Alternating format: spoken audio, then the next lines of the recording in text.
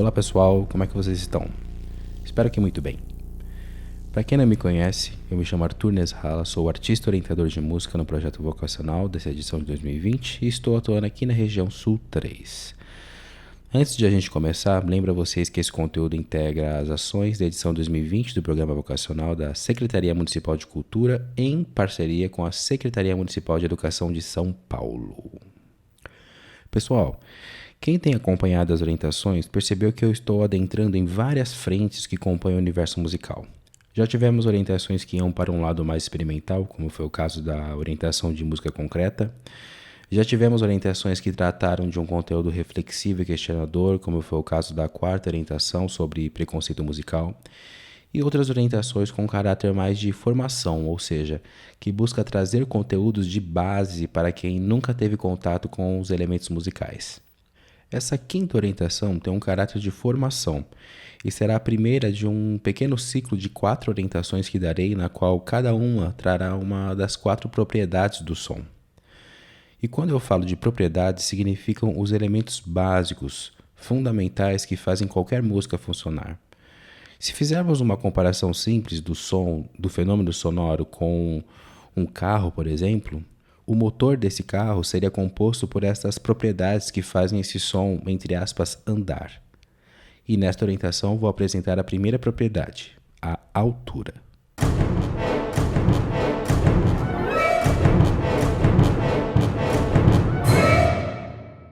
A altura é simplesmente a propriedade que nos permite distinguir entre sons graves,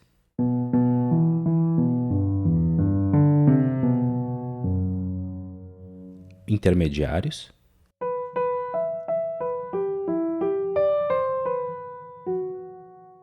ou agudos.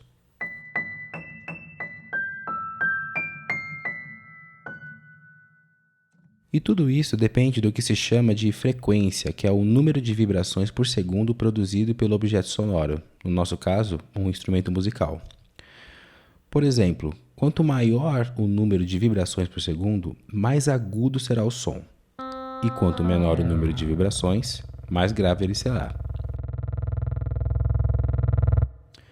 Além disso, o tamanho, a espessura e o comprimento do objeto sonoro são responsáveis pela frequência dessas vibrações. Quanto maior o objeto sonoro, menor será a frequência das vibrações, e vice-versa.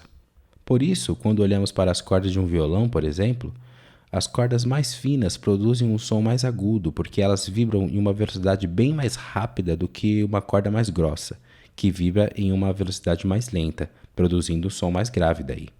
Para ficar mais claro, pense em um cavaquinho e um baixo elétrico.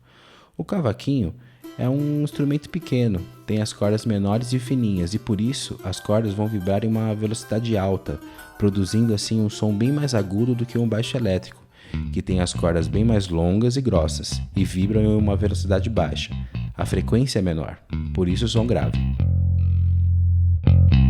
Outra característica da altura é que, quando ela se manifesta em sequência, temos a impressão de subida ou descida. A altura do som pode ir do registro grave para o agudo, do agudo para o grave,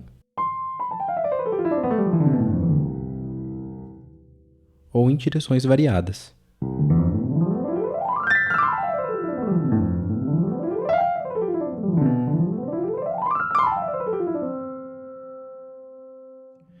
E a representação principal das alturas no funcionamento da música acontece pelas chamadas notas musicais, que é composta pelos famosos 7 sons: Dó, Ré, Mi, Fá, Sol, Lá, Si.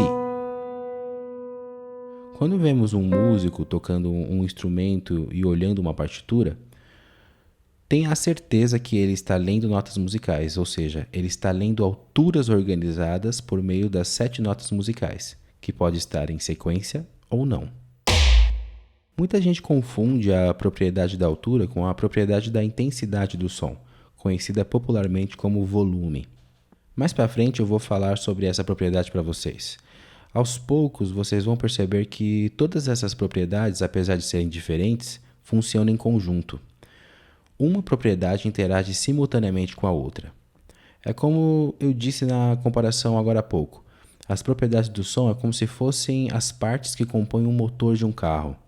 Eu abordei aqui somente uma das 4 principais partes desse, entre aspas, motor, que é a altura.